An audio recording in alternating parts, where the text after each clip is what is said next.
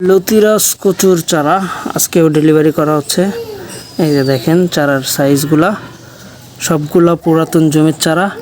একেবারে গোড়া কেটে পাতা কেটে চারাগুলো ধুয়ে পরিষ্কার করে তারপরেই কিন্তু আমরা রেডি করতেছি। এই যে দেখেন একেবারে প্রত্যেকটা চারার গোড়া থেকে মোটামুটি লতির একটা ভাব দেখা যাচ্ছে। এই যে এটাই হলো যশোরের লতিরাজ কচু, যেটা মাত্র 1.5 মাস থেকেই কিন্তু মূলত ফলন দিয়ে থাকে। এই দেখেন প্রত্যেকটা গাছের গোড়াতে লতির ভাব। আপনারা যদি এই চাষটা করতে চান অবশ্যই আমাদের ভিডিও স্ক্রিনে দেওয়া নম্বরে যোগাযোগ করে সংগ্রহ করতে পারেন লতিরাজের এই চারাগুলো। আর যারা আছেন লতি কচু চাষ করতে চান অবশ্যই চেষ্টা করবেন এরকম পুরাতন জমির চারাটা দেখে তারপরে সংগ্রহ করা।